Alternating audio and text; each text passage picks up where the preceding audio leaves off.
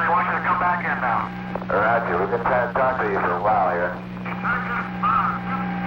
No, back in. Come on. We still got 3.5 more days to go, buddy.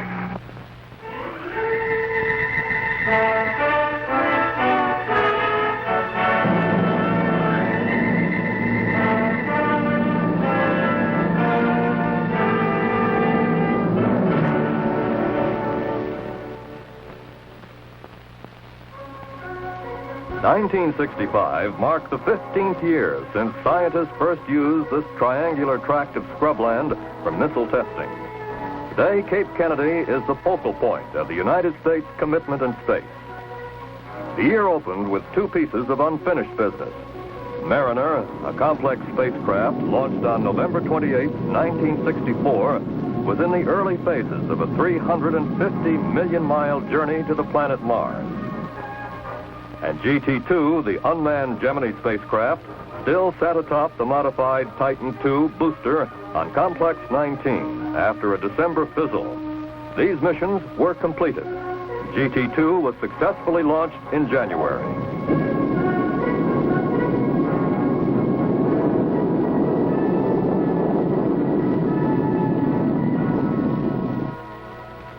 In July, Mariner zeroed in on its target to give scientists the first close-up pictures of Mars. 1965 was the year of promise at Cape Kennedy. Promise for real achievement in manned spaceflight.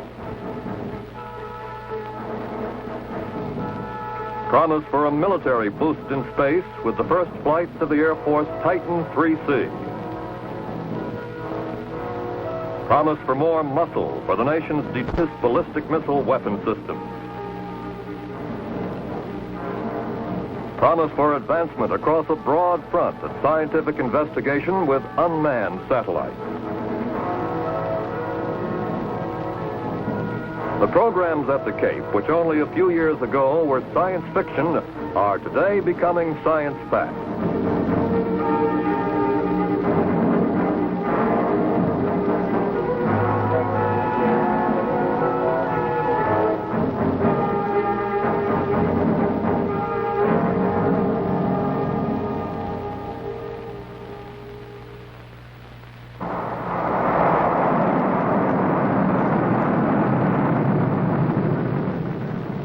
This is the Thor Delta rocket at work. It evolved from an early Air Force weapons program and is now an operational space booster used by Air Force and NASA for most satellite launches. The satellites launched in 1965 gave the U.S. valuable scientific information to study magnetic fields, cosmic rays, radiation, and solar flares. In other applications, satellites launched gave us accurate details about the Earth's topography. They provided live television and communications between continents. And pictures from space to aid weather forecasting.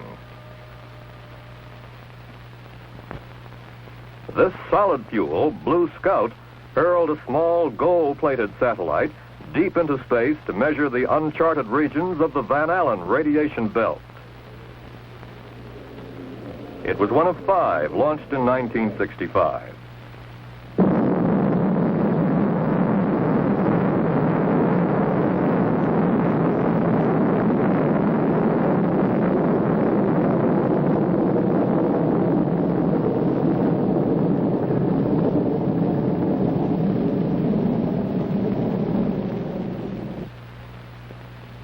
In another sharpshooting demonstration, an Air Force industry crew launched the third trio of nuclear detection satellites aboard an Atlas Agena. 2, 1, 0. Ignition.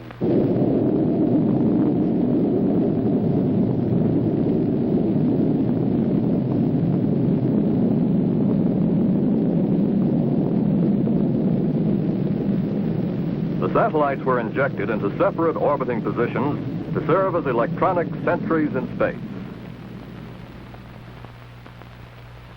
The programs at the Cape vary, but one basic mission has not changed: the development and refinement of weapon systems vital to the defense of the United States and the free world.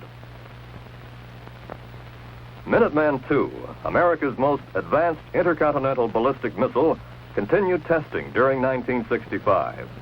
SAC's operational version will have a striking range of over 7,000 miles. At the Eastern Test Range, the missile is fired to a target area near Ascension Island, approximately 5,000 miles away.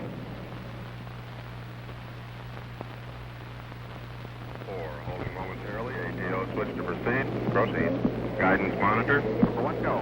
LSO. LSO go. -4 mark. 3, 2, 1, 0.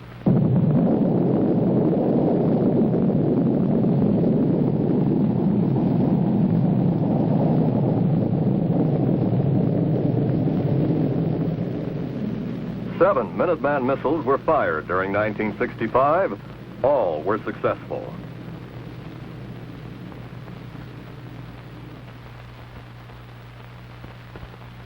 A different concept in weapon systems is the U.S. Navy's Polaris, launched from nuclear-powered submarines. Staging from Port Canaveral, each new submarine moves to a position 30 miles off the Cape Coast to put both missile and crew through operational tests.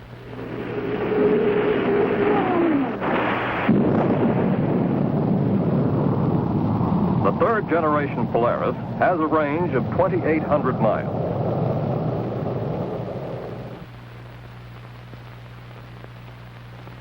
During 1965, there were 57 major launches from the Cape. Not so many as in previous years, but more demanding in the areas of launch support, tracking, and data gathering.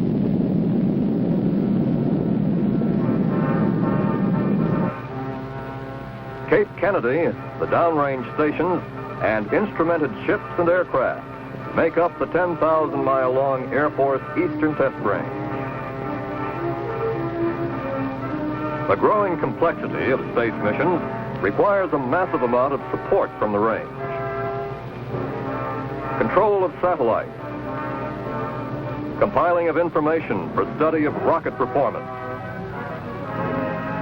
monitor and control to ensure safe operations during missile flight.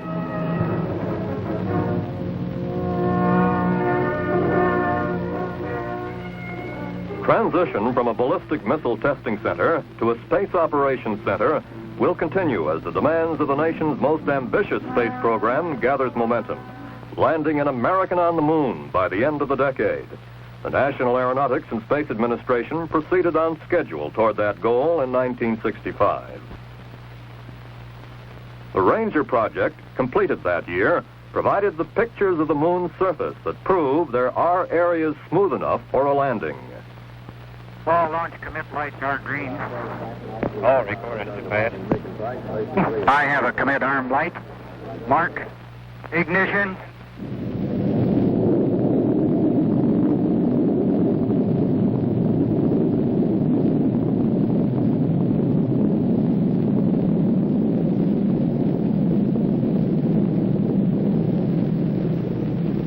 The world saw on television what Ranger saw as it approached and hit the moon.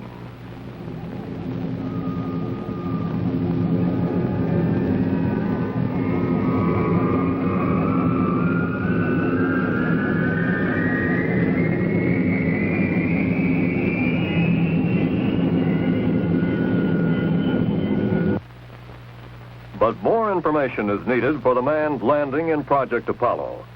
Is the moon's surface solid enough to support the Apollo spacecraft?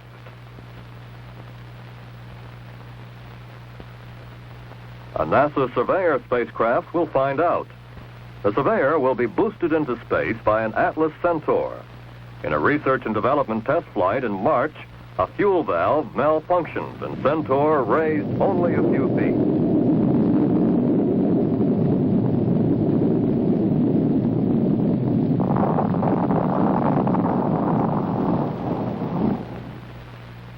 In a later flight, all systems perform perfectly, setting the stage for the Surveyor launching.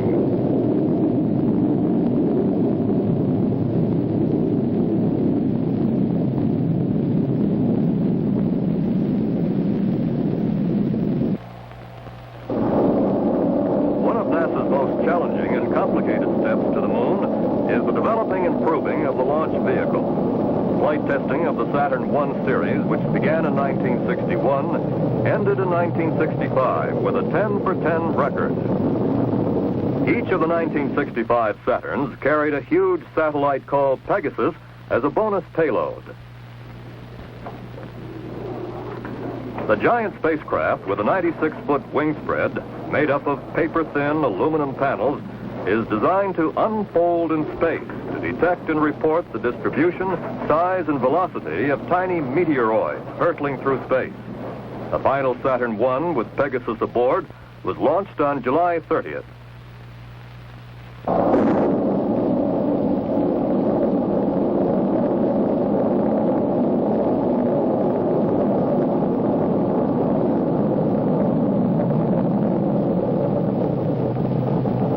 Onboard television cameras show Pegasus spreading its giant wings in space.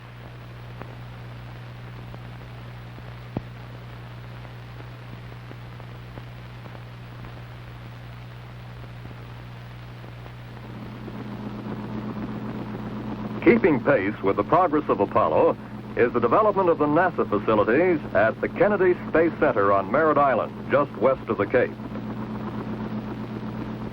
The Saturn V Vehicle Assembly Building, the mobile launcher, and the crawlers for transporting the 365-foot-tall lunar rocket are rapidly nearing completion.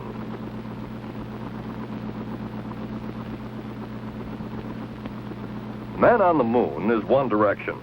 However, military capability in space is also required. The space booster to fit this need must be powerful enough to place heavy payloads into Earth orbit, be capable of maneuvering in space, have a support system designed for a fast launch rate, and yet be economical. The answer was the Air Force Titan III rocket, a combination of liquid and solid-fueled engines. In this new concept, liquid fuel stages are assembled as a core vehicle in one of 4 bays of the vertical integration building.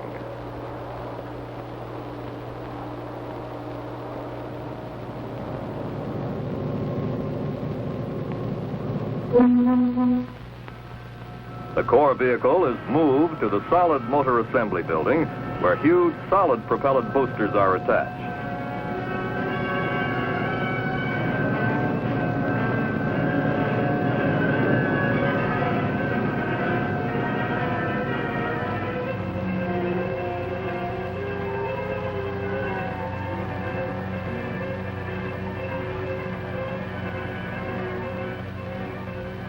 The entire assembly on its transporter, which serves as a launch platform, is then transferred to the pad.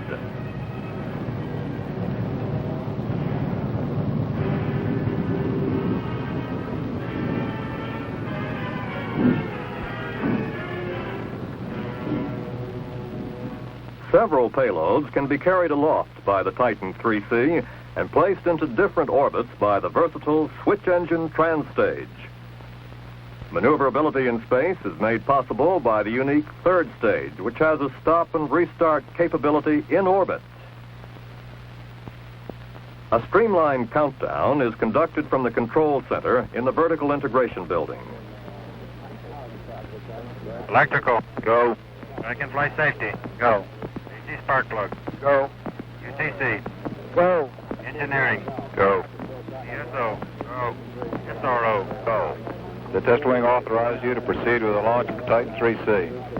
Roger. 5, 4, 3, 2, 1, 0.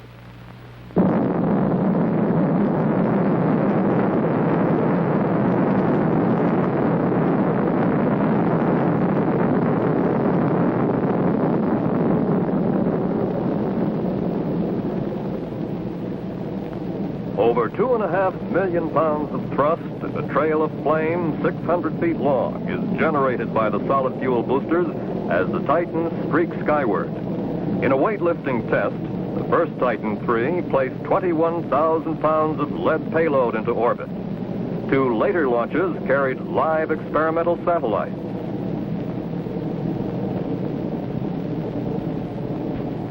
At 28 miles, the spent solid motors are ejected, and the liquid fuel core takes over. Future missions for the Titan III will include a variety of scientific and communication satellites and manned orbiting laboratories to determine man's military potential in space.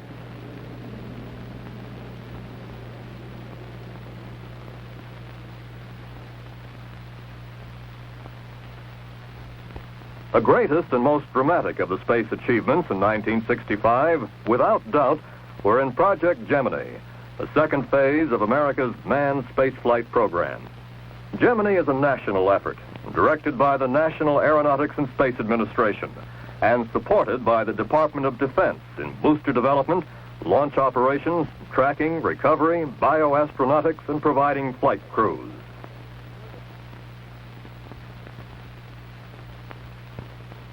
Television and radio networks spent several weeks re-establishing broadcast facilities at the Cape Press site for the first American manned spaceflight since the end of Project Mercury in 1963.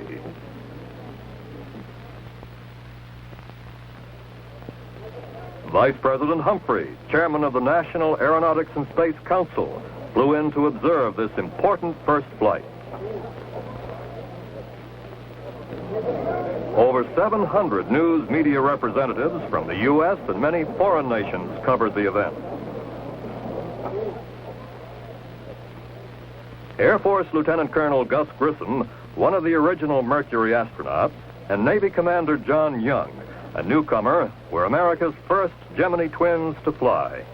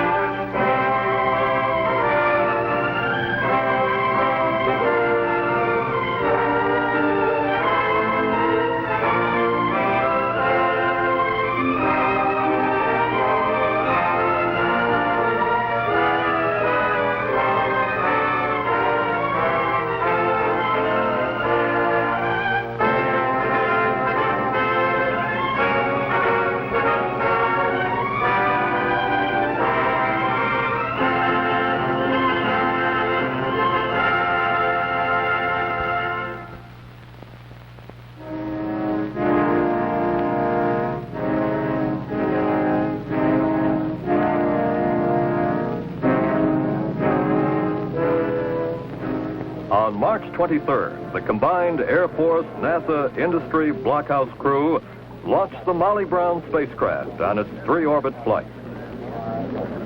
10, 9, 8, 7, 6, 5, 4, 3, 2, 1, 0.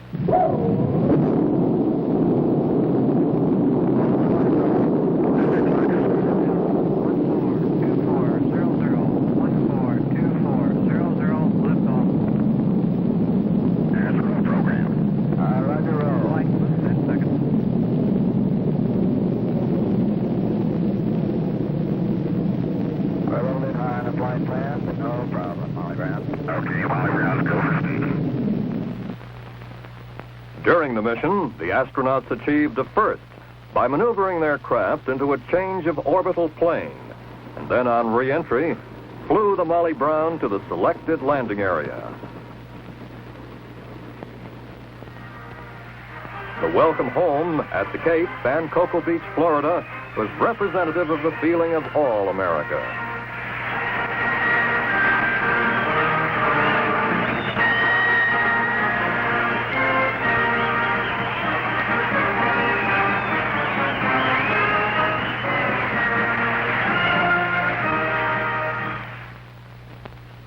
GT-4, the second manned mission, followed close on the heels of GT-3.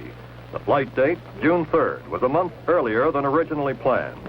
Astronauts James McDivitt and Ed White were both new to space, but not new to flight. Both were crack Air Force test pilots.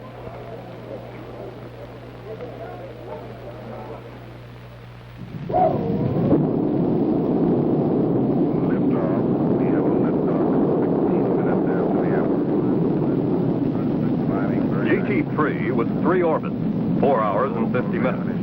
GT-4 was committed to 62 revolutions, 4 full days. 4 hours and 29 minutes into the mission, Ed White made American history. What's your status for EVA? Status is go for EVA. Flight Hawaii, Capcom. Go ahead. Roger, I understand our copy. He is outside of the spacecraft at this time.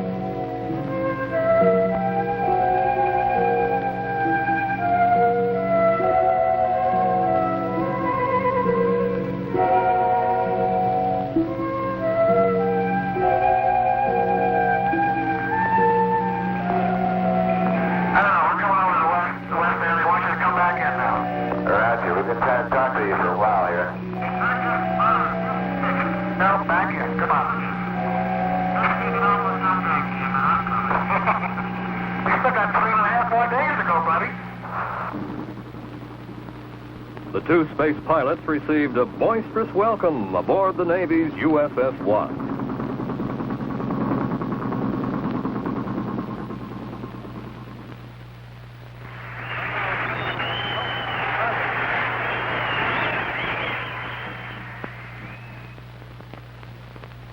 GT-5, the first real Gemini endurance test, 8 days in space, was scheduled in August, and again well ahead of the originally planned date. The endurance champion of the Mercury flight, L. Gordon Cooper, was selected as command pilot. Former Navy flyer Pete Conrad was chosen as co-pilot. After a 2-day slip, the launch was rescheduled, and Cape support forces again took position.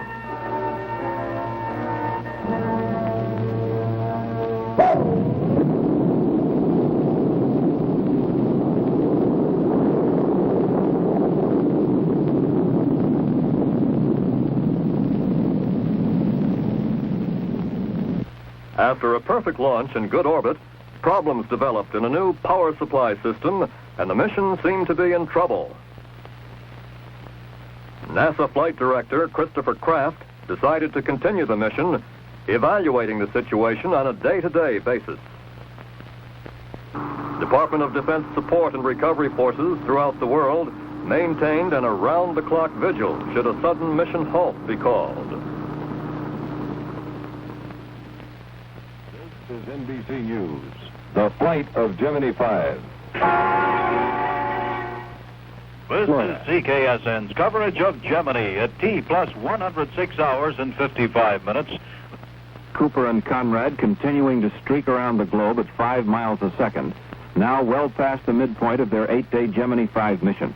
Astronauts L. Gordon Cooper and Charles Pete Conrad are piloting their Gemini 5 spacecraft into the 69th revolution around Earth, headed for the world's manned space-time record, 7.5 orbits away. Go for the full amount of 8 days as was scheduled earlier. Mission complete. Proof of our growing space-age experience in meeting with unexpected situations in flight.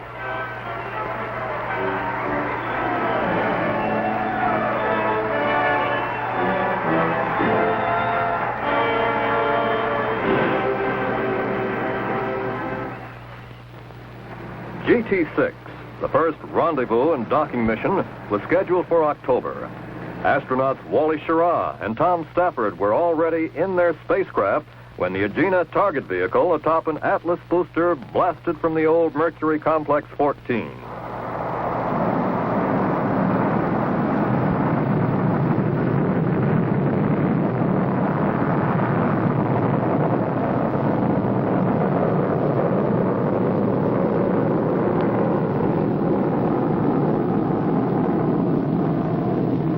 After approximately 6 minutes of flight, telemetry signals were lost.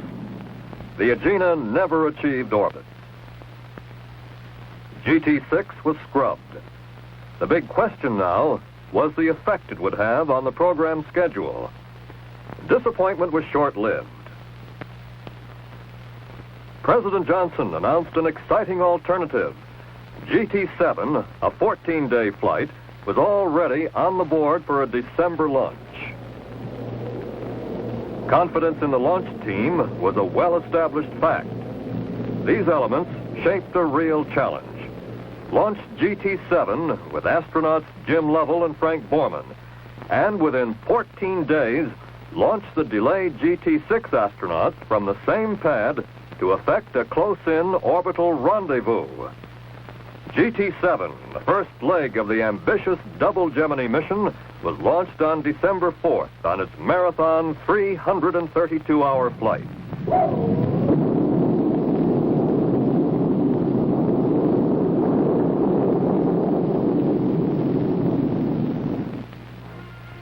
While Lovell and Borman were still in their first orbit 185 miles above, the launch crew moved the Titan booster to the complex and worked around the clock to prepare GT-6 for its date in space.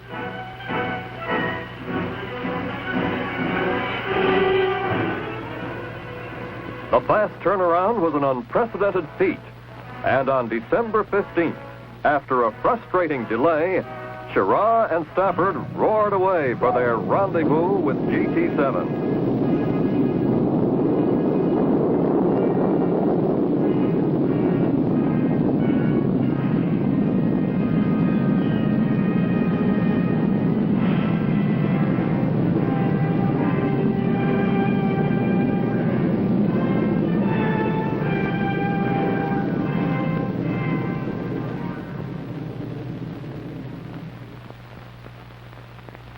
"185 miles above the Pacific Ocean, Gemini 6 took a giant step forward for the United States as it maneuvered to within 1 foot of its sister spacecraft. An historic space-age first in the race to land men on the moon in this decade. 1965 was a year of achievement and fulfillment at Cape Kennedy, but the challenge ahead remains undiminished because man's move into space offers infinite promise.